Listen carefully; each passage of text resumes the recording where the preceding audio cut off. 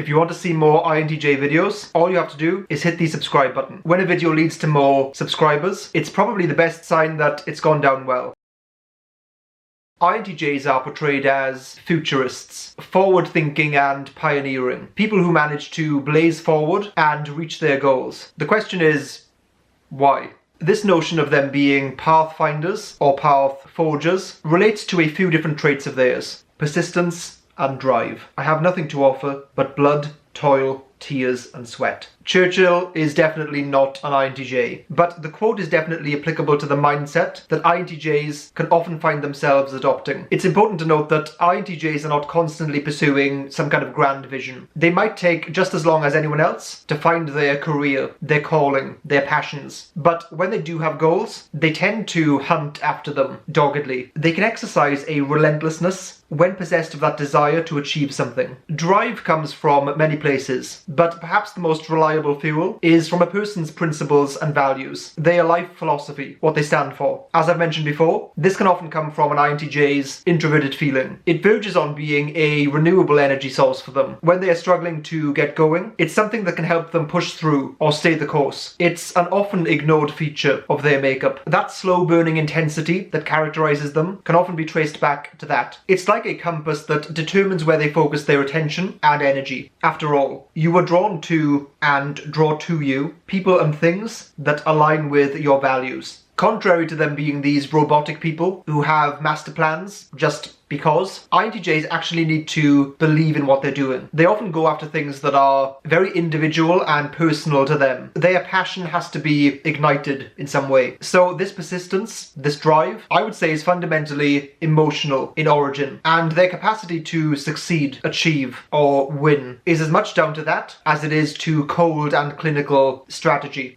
Contingency planners. If plan A doesn't work, the alphabet has 25 more letters. 204 if you're in Japan. If ENTPs are the positional chess players, then INTJs are the contingency planners, who always have something to fall back on if their first approach doesn't work. Rather than INTJs being superhuman strategists who can mentally maneuver around any obstacle, it can sometimes be quantity over quality. Instead of them having the perfect plan, they're more obsessive planners. It's second nature to them. Most people will just give up if their first attempt fails, whereas INTJs will recalibrate and reformulate and just go at it again. Often a type will learn the lesson of their inferior function, so to speak. So for an INTJ, that might be learning that taking action and staying in touch with the sensory reality is essential. As an NI dominant type, they're going to spend a lot of time in their heads. They will often not want to take action until the entire plan is conceptualized and envisioned. They want to know every aspect of it, including how it ends. Kind of like a novelist that will start with the ending of their book. And making sure to plan all the way to the end is often a very important strategic idea. Planning to that extent might seem weird or even silly to certain personality types, but one of the big advantages is that it minimizes friction. When you've already foreseen many of the obstacles you might encounter and might even have solutions already lined up, you can just plow forward. INTJs have SE as their inferior function and then FE as their blind spot function. Some people are not fans of mixing and matching different personality typing systems, and there is certainly a wisdom to keeping them separate because each system is holistic as opposed to just individual fragments thrown together. But when you classify someone as being an INTJ, it really does seem to be the case that SE and FE are the things they struggle with the most. What would that look like in practice? So let's say an INTJ is coming up with some kind of product. They're going to be very motivated and driven. They'll be able to envision what the thing looks like and will be able to organize to reach that. I'd have a great deal of confidence that they'd actually make the thing and that it would be extremely good. They'd identify a problem that needed to be solved and they'd make a product to solve it. So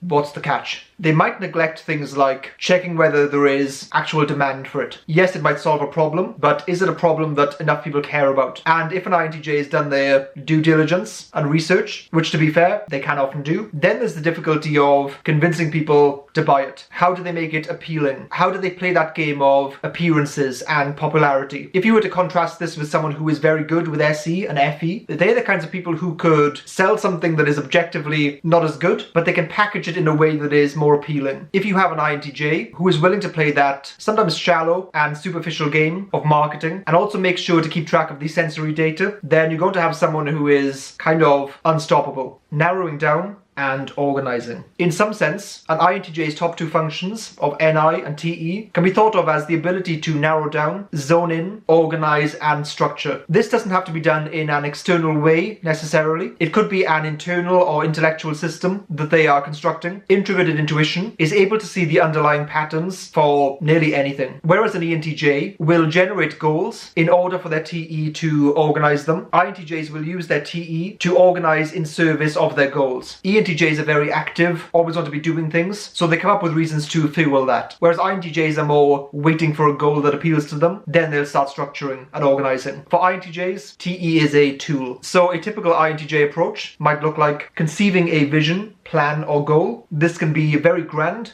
in nature or very day-to-day, but it's often linked to their FI motivations and values, since they are very driven by those things. Then they will start structuring, organizing, and systematizing towards that goal, using TE as their tool. Then they will, hopefully, check in with the sensory reality and the tangible facts, so that doesn't catch them out. If you're an INTJ, then let me know down below in the comments whether you resonate with this idea of being a path forger or finder. If you have a goal, where does it come from and how do you get there? Also, if you want to see more videos like this on INTJs, then please hit the subscribe button. It greatly helps the channel. Also, feel free to check out our Discord server that is full of, well, INTJs.